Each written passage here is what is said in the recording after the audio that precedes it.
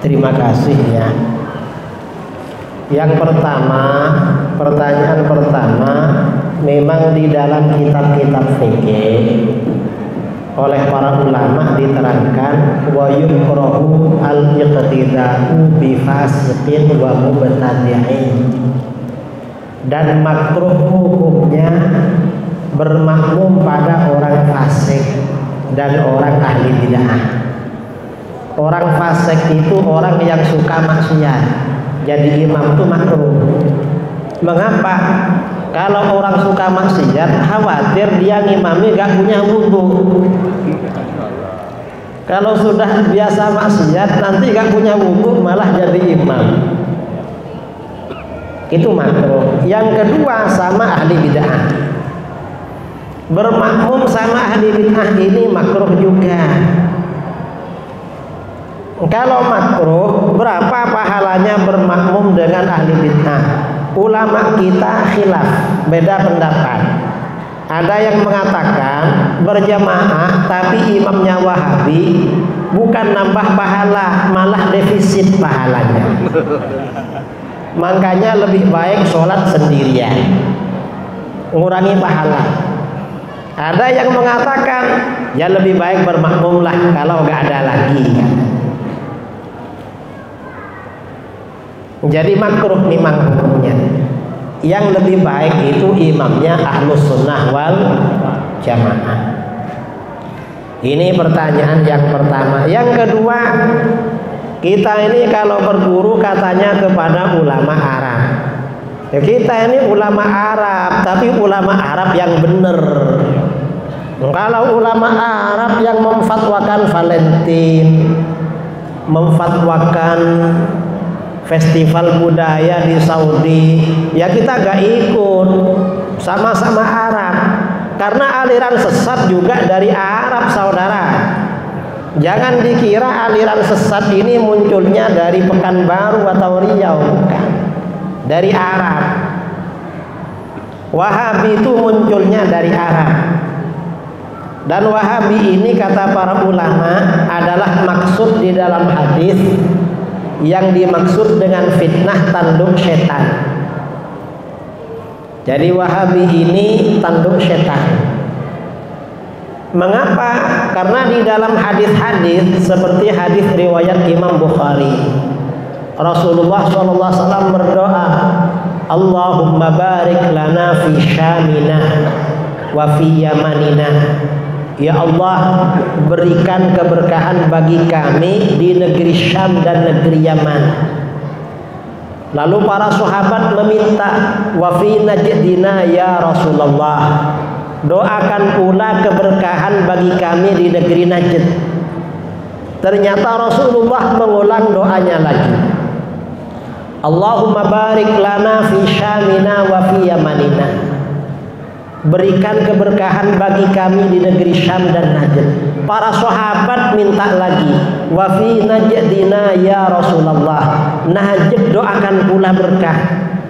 Ternyata ketiga kalinya Rasulullah mengulang doa yang tadi lagi, Allahumma barik lana fi syamina wa fi yamanina. Ya Allah, berikanlah keberkahan bagi kami di negeri Syam dan Yaman. Para sahabat minta lagi yang ketiga, wa fi najdina, doakan pula negeri Najd agar berkah. Ternyata Rasulullah gak mau. Rasulullah justru bersabda, hunaka zalazil wal fitan. Di Najd ini nanti banyak kegoncangan dan banyak fitnah. Ya, maksudnya fitnah dalam agama. Wa hunaka yatlu'u qarnus syaitan, dan di Najd akan muncul si tanduk setan. Nah, kata para ulama, tanduk setan ini Wahabi. Mengapa Wahabi? Karena satu-satunya aliran yang muncul setelah abad pertama dari Najd ya Wahabi ini. Kok disebut tanduk setan? Hewan itu saudara, kekuatannya ada pada tanduk. Saudara kalau lihat kambing jantan, kalau marah ya rebutan kambing betina, itu tanduknya. Nah, Wahabi ini termasuk kekuatannya setan. Mengapa? Visi misinya sama dengan setan, dan lebih kuat Wahabi daripada setan. Kok lebih kuat? Misalnya ya, habis sholat setan bisik-bisik, ayo turunlah, gak usah ikut zikir, turun main HP. Gak turun dia ikut zikir sampai selesai doa. Datang Wahabi. Apa kata Wahabi? Zikir habis sholat kalau keras hukumnya bid'ah dan haram. Karena gak ikut ngaji, gak pernah datang ke majelis, terpengaruh dengan Wahabi. Begitu imamnya baca zikir nyaring, kena tanduk oleh setan, langsung meloncat keluar. Sama sebenarnya, ya. Habis sholat salaman. Kalau setan kan ingin kita ini gak rukun dengan orang. Kita bermusuhan sesama muslim, setan tuh senang. Datang Wahabi, mestinya habis sholat bersalam-salaman. Salaman habis sholat bid'ah mungkaroh. Akhirnya agak bersalaman, musuhan sama tetangganya. Artinya apa? Mereka ini menjalankan programnya setan, membunuh orang. Oleh setan ini kita didorong membunuh orang, gak berani bunuh orang, dosa besar. Datang Wahabi. Apa kata Wahabi? Itu orang musyrik, penyembah kuburan, orang kafir, dibunuhlah saudaranya sesama muslim. Artinya setan. Dan ini ada pengakuan dari MBS, putra mahkota Saudi, dilansir di media internasional di Timur Tengah. Kata dia apa? Nasyarna al-wahabiyah bi talabin minal gharbi. Kami menyebarkan ajaran Wahabi sebab permintaan negara barat. Barat itu Eropa, Amerika. Itu setan, saudara, negara setan. Ternyata Wahabi pelaksana barat. Ada yang tanya sama saya, Kiai, Wahabi itu baca Qur'annya bagus-bagus, baca Qur'annya paling bagus. Di akhir zaman itu, saudara, aliran sesat itu kadang-kadang bukan orang bodoh, memang Qur'annya bagus. Fitnah akhir zaman. Dalam hadis riwayat Imam Ibnu Hibban dalam sahihnya dari Hudzaifah bin Al-Yaman radhiyallahu anhu, Rasulullah sallallahu alaihi wasallam bersabda, "Innama atakhawwafu 'alaikum rajulun qara'al Qur'an." Sesungguhnya sesuatu yang aku khawatirkan pada kalian adalah seorang laki-laki yang baca Quran. Nah, baca Quran ini bagus, tapi Rasulullah malah khawatir pada orang ini. Oh, berarti ada masalah. Mengapa ada masalah? Hatta idza ru'iyat bahjatuhu alaih. Hingga ketika orang itu kelihatan indah karena Quran. Kok indah? Mungkin bacaannya fasih, kalau jadi imam suaranya merdu mendayu-dayu, mendirikan rumah-rumah tahfidz. Setelah dia indah karena Al-Quran, wasara ridaan lil Islam, dan dia menjadi penolong Islam. Gak menolong Islam, mungkin ngajar Quran, buka tahsirul Quran, ya, rumah tahfidz, jadi imam ngajak orang ke masjid. Setelah begitu bagaimana? Ghayyarahu ila masyaallah.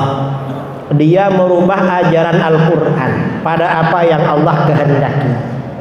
Ajarannya gak sesuai dengan Al-Quran, gak sesuai dengan Al-Quran dan sunnah lah, gak sesuai pokoknya. Yang sunnah-sunnah dibid'ahkan sama dia, kan gak sesuai namanya. Fansalakha minhu wa nabadhahu wara'a dhahri. Lalu dia melepaskan dirinya dari Al-Quran. Al-Quran dia lempar jauh-jauh ke belakang.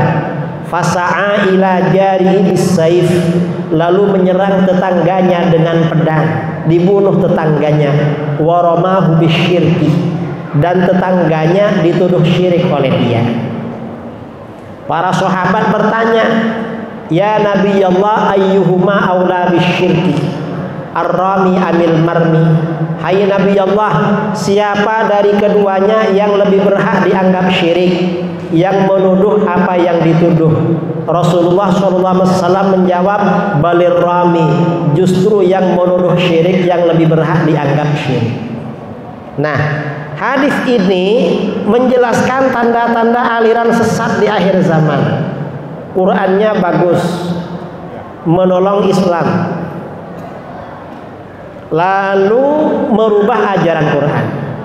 Setelah ajaran Quran dirubah, mensyirikkan orang.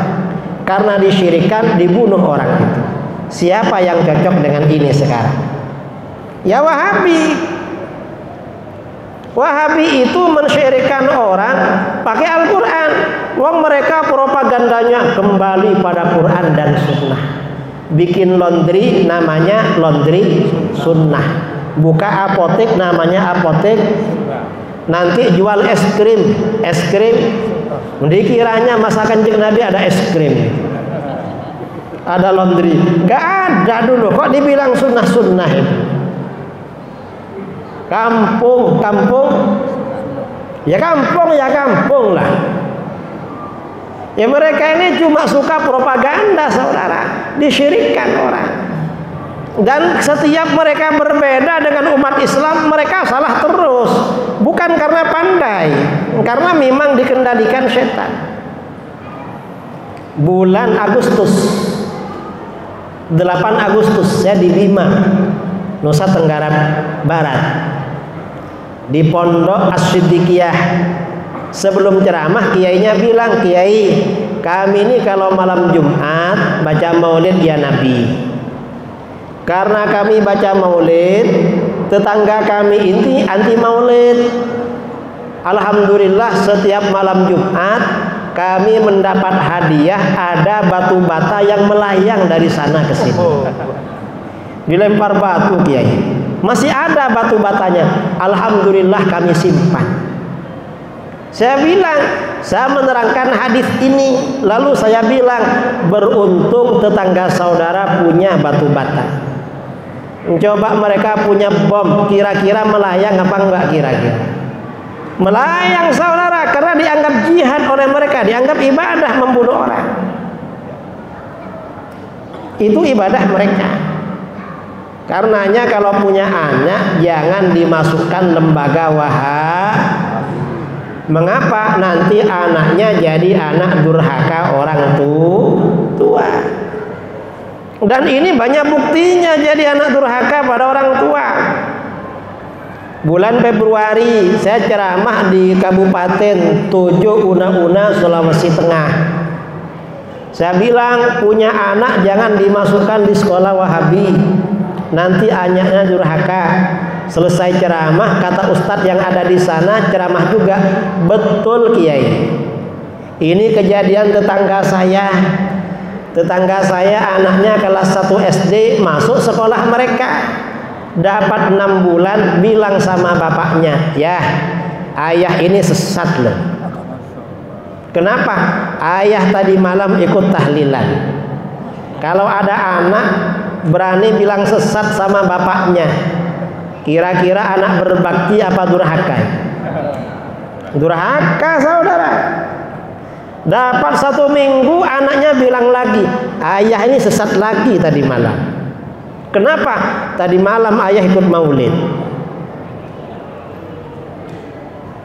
Ini masih anak-anak, saudara, berani menyesatkan orang. Lalu kejadian lagi di sana. Ada orang tua meninggal, anaknya ikut Wahabi, sudah dewasa.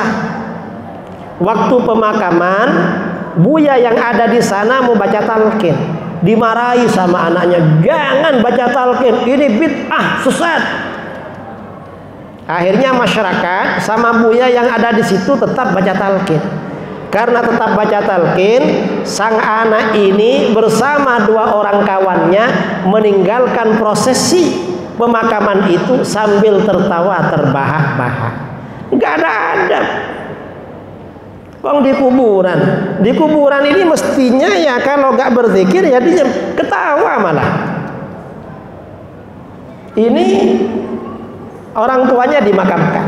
Kalau orang ahlus sunnah ayahnya meninggal, malam harinya langsung bikin kenduri tahlilan. Tapi kalau Wahabi gak ada tahlilan, gak ada kenduri. Bilangnya apa? Bid'ah. Gak bid'ah saudara. Kok tahlilan dibilang bid'ah? Nanti dari waktu ke waktu, kalau anaknya ini ahlus sunnah wal jamaah, bikin acara haul ya tiap tahun. Kadang-kadang ziarah kubur, mungkin menjelang hari raya atau pas hari raya, menjelang puasa atau apa. Tapi kalau ikut Wahabi gak ada ziarah kubur saudara. Karenanya hati-hati, kalau punya anak jauhkan dari Wahabi. Mengapa? Agar gak ketularan jadi anak durhaka. Karena itu penyakit menular itu. Dan mungkin kalau Wahabi ini perlu PPKM, yang PPKM level pertama itu Pekanbaru. Tapi PPKM Wahabi sebenarnya. Saya kira itu ya pertanyaan pertama, kedua, ketiga, dan keempat. Baik, pertanyaan selanjutnya ini ada permasalahan tentang beberapa masjid yang diubah sebab kemiringan daripada arah kiblat. Maka yang ditanyakan sini, menurut Kiai, seberapa banyak atau seberapa derajat kemiringan dari kiblat sehingga wajib untuk dibongkar masjidnya atau diperbaiki arah kiblatnya. Yang kedua, sebenarnya seberapa pentingkah kita mencari ilmu kepada orang alim atau kepada ustaz yang memiliki sanad keilmuan? Pertama masalah masjid ya. Masjid ini, para ulama kita ini di Indonesia mengajarkan ilmu hisab, ilmu falak.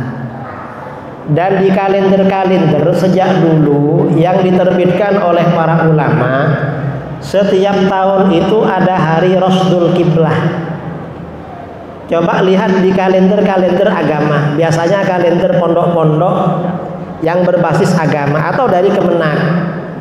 Biasanya tanggal berapa, matahari jam sekian itu pas di atas kiblat. Nah, arah kiblat di masjid itu cocokkan dengan itu. Saya nggak tahu, soalnya nggak pernah ngukur. Wong saya di Pekanbaru itu bingung barat timur itu. Saya pikir menghadap ke selatan nih, nggak taunya ke timur kan. Jadi pakai ilmu hisab Rasdul Kiblah setiap tahun. Atau sekarang itu kan ada alat digital itu ya, ada aplikasi. Coba pakai aplikasi, kira-kira bagaimana? Tapi asalkan akurat. Jadi diukur dengan itu. Dan itu gak perlu dibongkar saudara. Cukup arah kiblatnya aja dimiringkan dikit, disesuaikan. Nggak perlu bongkar-bongkar bangunan atau gedung atau dinding, nggak perlu. Tapi kalau ada uangnya ya nggak apa-apa lah. Yang pertama. Yang kedua, seberapa penting kita ini belajar ilmu kepada orang yang alim, orang alim yang dipercaya. Bukan seberapa penting, memang sangat penting. Karena di dalam urusan agama kita ini wajib punya guru. Gak boleh gak punya guru itu. Dipahami sendiri gak boleh. Dan gurunya punya guru juga. Ini yang dimaksud bersanad. Jalurnya jelas. Dan ulama-ulama kita di Nusantara ini jelas saudara. Ulama-ulama kita yang ada di Pekanbaru ya, syekh-syekh dulu, itu mondoknya di Mekah semua. Cuma setelah ada Wahabi ini memang agak sulit ke sana. Setelah Wahabi ini dipersulit, apalagi sekarang. Jadi Islam Indonesia ini memang rutenya kalau secara keilmuan itu dari Mekah. Kok dari Mekah? Ulama-ulama kita dulu dari Ki Hasyim Asy'ari, kiai-kiai yang lain itu lama di Mekah. Dan ulama-ulama kita awalnya berangkat belajar ke sana lalu gak pulang sampai wafat karena justru mengajar di sana banyak. Ada Syekh Nawawi Banten, ada Syekh Mahfud Termas, ada yang dari Minang itu, Syekh Ahmad Khotib Minangkabau. Dari mana-mana ada. Jangan dikira kita ini ilmunya asli Nusantara, dari Arab juga, cuma Arab yang benar. Arab yang dulu yang benar, bukan Arab yang sekarang yang nakal-nakal itu, yang Wahabi maksudnya. Karena di Arab yang benar masih ramai saudara. Cuma yang nakal ini banyak uangnya, akhirnya dominan itu. Wallahu a'lam. Pertanyaan selanjutnya, apa yang terjadi terhadap umat Islam saat ini yang saling menyalahkan satu dengan yang lainnya? Contoh, ada yang suka mengklaim suatu amalan itu bid'ah, dan yang diklaim bid'ah mengklaim orang itu wali. Apa yang sebenarnya maksudnya ini meminta penjelasan kepada kiai bagaimana cara menyikapinya untuk menyatukan umat. Pertama ya, untuk menyatukan umat itu harus kembali pada kebenaran. Ajaran yang benar yang mana? Yang jelas yang benar itu Ahlus Sunnah wal Jamaah. Ahlus Sunnah ini benar saudara. Mengapa benar? 90% umat Islam itu Ahlus Sunnah. Para ulama 90% Ahlus Sunnah memang. Kalau menyatukan tanpa kembali kepada kebenaran gak bisa. Misalnya di satu kampung ada maling suka mencuri punya tetangga. Ketika pencuri mau ditangkap lalu ngajak bersatu, kita ini tetangga lah yang rukun, jangan nangkap saya, kita perlu bersatu. Ini salah ini. Ini maling ditangkap memang untuk persatuan, jangan mencuri lagi, baru bersatu. Adanya aliran-aliran sesat ini justru yang menimbulkan perpecahan. Kalau memang mereka mengajak bersatu, mengapa menyebarkan ajaran yang berbeda di negeri yang memang dari awal Ahlus Sunnah wal Jamaah? Dan ini tidak sesuai dengan sunnahnya ulama dulu. Kalau ulama dulu itu melarang menyebarkan satu mazhab di satu daerah di mana satu mazhab sudah kokoh. Ini diriwayatkan ya oleh Imam Az-Zahabi dalam kitabnya Tarikhul Islam wa Wafayatul Masyahir wal A'lam. Pada abad ke-5 Hijriah di Baghdad itu ada ulama besar mazhab Hambali.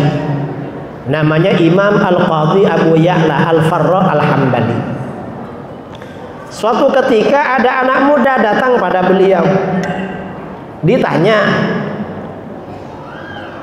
kamu perlu apa ke sini? Saya mau belajar sama Buya, menjadi pengikut Buya. Saya mau belajar dan jadi pengikut Buya. Ditanya oleh Abu Ya'la, kamu asalnya dari mana? Saya dari negeri Asfarain Buya, di Parsi. Ditanya oleh Abu Ya'la, masyarakat kamu mazhabnya apa? Masyarakat saya mazhabnya Syafi'i. Loh, kok ikut saya? Saya ini Hambali. Buya, saya ini sangat kagum dengan Buya. Saya senang dengan Buya. Lalu kata Al-Qadhi Abu Ya'la, ya jangan begitu. Itu gak baik buat kamu. Kenapa Buya? Pertama, kalau kamu ikut saya pindah mazhab Hambali, nanti kamu pulang kampung, pertama kamu gak punya kawan untuk sharing, berdiskusi ilmu kamu. Akibatnya apa? Ilmu kamu nanti hilang, cepat lupa. Itu yang pertama. Yang kedua, kalau kamu pindah mazhab, sementara masyarakat kamu mazhabnya Syafi'i, nanti kamu bertengkar dengan tetangga. ada fitnah perpecahan, itu nggak boleh itu. Akhirnya apa? Kata anak muda itu, terus gimana Buya? Saya sudah terlanjur kagum dengan Buya. Oh jangan khawatir. Kalau kamu memang kagum sama saya, ikut saya. Kamu mau saya antarkan? Siap Buya.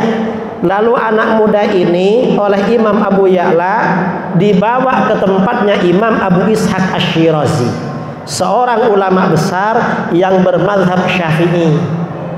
Kata beliau, ini satu mazhab dengan kamu, dan kamu kalau berguru pada orang ini, kamu gak akan kagum dengan saya, karena semua orang di sini bilang ini paling hebat sekarang, bukan saya. Ini namanya menjaga persatuan, bukan cuma ngomong kita bersatu, jangan bicara Wahabi. Loh, mereka yang bicara duluan, kita orang dibid'ah-bid'ahkan, bid'ah mungkar, sesat segala macam. Begitu kita jelaskan, kita perpecahan katanya mereka. Mereka pemecah belah sebenarnya. Jangan dibolak-balik. Aliran sesat ini saudara, mereka ini jahat.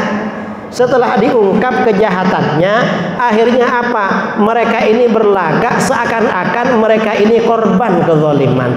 Jahat mereka itu saudara. Makanya hati-hati itu.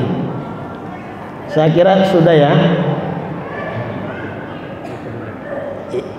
Ada lagi, mungkin ada yang ini yang interaktif.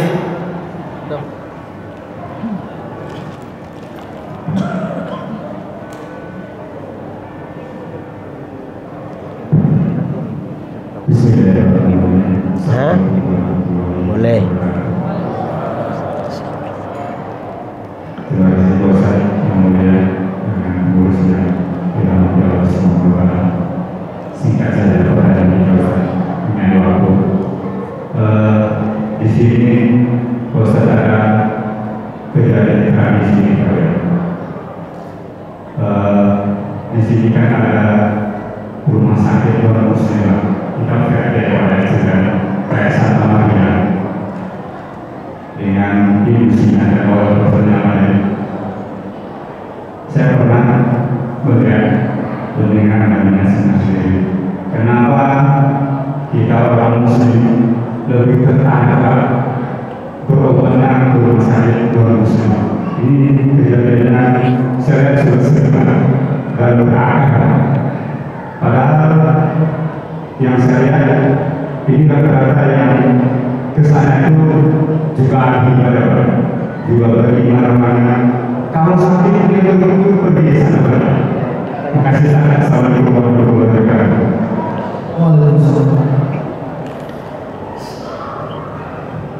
Jadi memang di negeri kita ini, karena kita ini Pancasila, siapapun boleh mendirikan rumah sakit. Kalau rumah sakit yang non Muslim, Santa Maria, lalu Siloam ya, yaitu non Muslim itu. Nah ini sebenarnya bagaimana? Berobat kepada non Muslim itu hukumnya boleh, bahkan minta ruqyah kepada ahli kitab non Muslim itu boleh, asal bacaannya agak syirik. Menurut kita boleh sebenarnya. Cuma ya kalau ada pilihan ya, satunya Muslim, satunya non Muslim, yo ya pilih yang Muslim lah. Mestinya begitu. Apalagi kalau di dekatnya ada simbol agamanya, ada Pak. Ada. Malam gini Pak, malam kita dilihat di ruang itu khusus ada salib, ada juga atribut-atribut yang. Nah, kalau ada atribut, ada simbol-simbol begitu kita jauhi. Bahkan kata Syekh Abdul Qadir Jilani dalam kitab Al-Ghunyah, kita ini kalau melihat tempat ibadah agama lain dianjurkan baca syahadat. Kalau lihat simbol-simbol agama lain, atribut agama lain dianjurkan baca syahadat. Hanya sekarang ini di mana-mana Banyak atribut saudara. Seakan-akan negara kita ini Vatikan sekarang. Di hotel, di bandara, di mal-mal ada semua sekarang itu. Padahal kita ini kan negara Muslim sebenarnya. Yang Muslim itu mayoritas. Tapi ya itulah akhir zaman itu. Dan mungkin pembicaraan saya dianggap radikal ini. Makanya cocok di Pekanbaru itu. Ada lagi? Ini karena waktu Bapak Ibu ya, beliau juga ada cara langsung. Jadi satu terakhir kita berikan untuk ibu-ibu. Satu terakhir untuk ibu-ibu. Ibu-ibu. Satu terakhir. Boleh ibu ya? Ada meja lagi di sana. Ada. Satu orangnya sana. Boleh. Satu terakhir dari ibu. Nanti insya Allah beberapa bulan kemudian kita ulang lagi. Assalamualaikum warahmatullahi wabarakatuh. Assalamualaikum. Begini Pak Kiai, tetangga-tetangga saya ini Ustaz, Pak Kiai, itu sekarang itu udah mulai ikut-ikutan ke pengajian salafi Ustaz. Nah, karena sekarang kan udah mulai tadinya mereka aswaja ke masjidnya, masjid kita kalau sekarang sudah mulai mengaji ke masjid salafi Ustaz. Bagaimana sikap kita Ustaz? Sebetulnya Ustaz, apakah salafi yang di masjid kita, kalau di sini kan ada Rodatul Jannah, ada masjid apakah salafi wahabi ini yang dimaksudkan oleh Ustaz?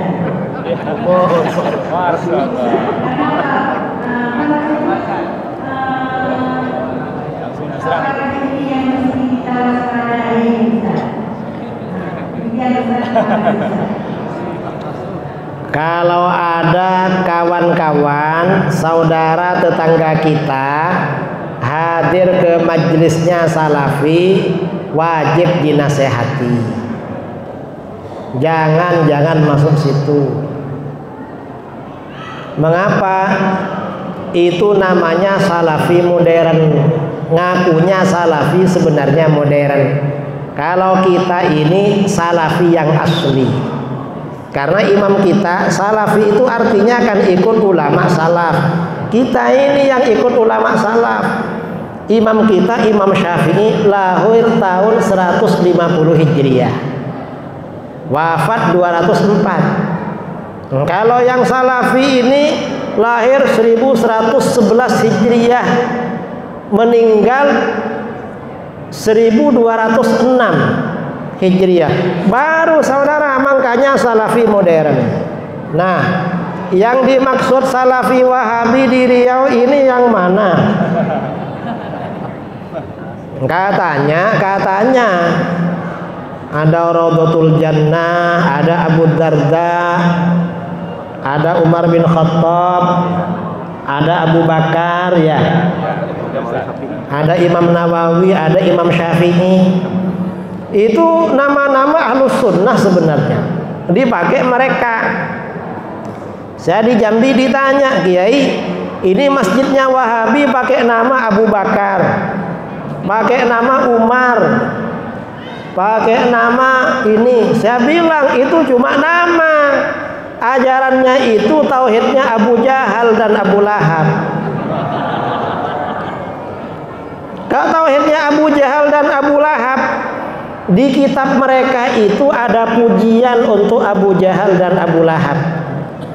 Wahabi ini kalau menulis kitab tentang tauhid, lalu tauhidnya dibagi 3, rububiyah, uluhiyah, asma wa sifat. Coba kalau nggak percaya tanya sama mereka. Dan kitabnya gratis biasanya. Ulama Wahabi dari Saudi namanya Muhammad bin Ahmad Bashmil menulis kitab berjudul Kaifa Nafhamut Tauhid. Bagaimana kita memahami tauhid. Dalam kitab ini halaman 16 ada keterangan tauhidu Abi Jahlin wa Abi Lahabin. Keyakinan Wahabi bahwa Abu Jahal dan Abu Lahab seorang yang bertauhid. Ini tikot mereka. Mestinya namanya diganti tuh Masjid Abu Jahal. Tapi gak mau, tipu-tipu saudara mereka, pakai tipu. Apa kata si Wahabi di kitabnya?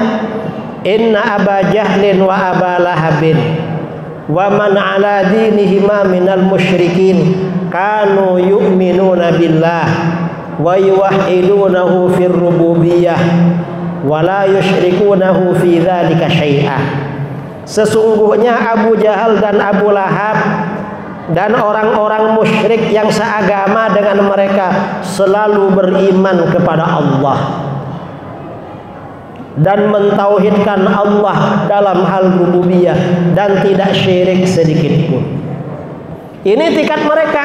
Makanya di dalam hadis tadi dikatakan keluar dari ajaran Al-Quran. Kok keluar? Yang dipuji malah Abu Jahal dan Abu Lahab. Di Al-Quran Abu Lahab dicela. Turun surat Al-Lahab, tabbat yada Abi Lahabin wa tab. Abu Lahab itu walaupun masuk Quran bukan dipuji saudara, dicela. Tapi oleh Wahabi malah dipuji. Itu yang Abu Lahab. Yang Abu Jahal mana? Yang Abu Jahal di dalam Al-Quran, innalladzina kafaru sawa'un alaihim a'anzartahum am lam tunzirhum la yu'minun. Sesungguhnya orang-orang kafir, baik kamu sampaikan peringatan pada mereka atau tidak kamu sampaikan peringatan pada mereka, mereka tak akan beriman. Dalam kitab-kitab tafsir Ka'abi Jahlin wa ghairihi, seperti Abi Jahal dan lain-lain. Sudah dibilang kafir, gak akan beriman, tapi apa kata Wahabi? Selalu beriman, bertauhid. Ini Wahabi. Tapi mereka gak mau masjidnya pakai nama Abu Jahal. Mestinya ganti itu masjidnya itu. Karena di kitabnya pakai tauhid Abu Jahal. Lalu apa kata mereka di kitabnya itu ya? Di kitab itu, ajibun wa gharib ayyakuna Abu Jahlin wa Abu Lahabin aktsara tauhidan lillah wa akhlasa imanan bihi minal muslimin alladzina yatawassaluna bil awliya'i was salihin. Sungguh aneh dan heran, ternyata Abu Jahal dan Abu Lahab lebih mantap tauhidnya dan lebih ikhlas, lebih tulus, lebih bersih imannya daripada umat Islam yang bertawassul. Artinya apa? Mereka itu pemuja Abu Jahal dan Abu Lahab. Dan di kitabnya ada memang. Kalau nggak percaya, tanya sama ustadz-ustadz di RJ, di Abu Darda, di apa itu. Ada nggak kitab Kaifana Fahmut Tauhid? Pasti punya mereka. Karena dibagi-bagi. Dan Ustadz Wahabi di daerah Jawa Timur yang menyebarkan kitab Kaifana Fahmut Tauhid, sekarang orangnya tinggal di Pekanbaru. Nanti kalau saudara dekat dengan dia, dikasih juga kitab Abu Jahal dan Abu Lahab itu. Saya kira itu ya, karena ini waktu sudah habis. Saya mestinya sebelum jam 9 tadi, cuma karena jamaah ini biar gak segera pulang, takut ada yang singgah ke, bukan, takut singgah ke alun-alun, makanya agak malam ini.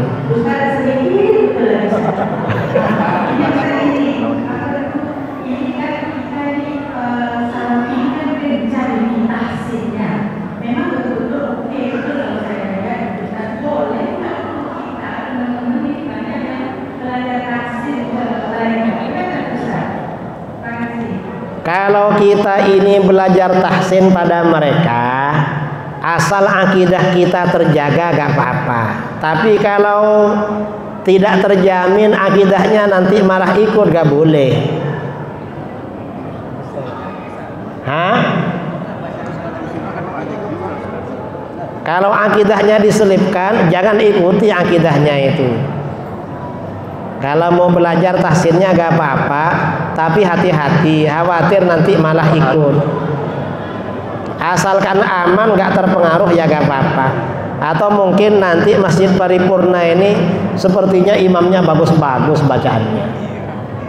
Buka tahsin lah di sini nih, biar orang gak ke salafi itu.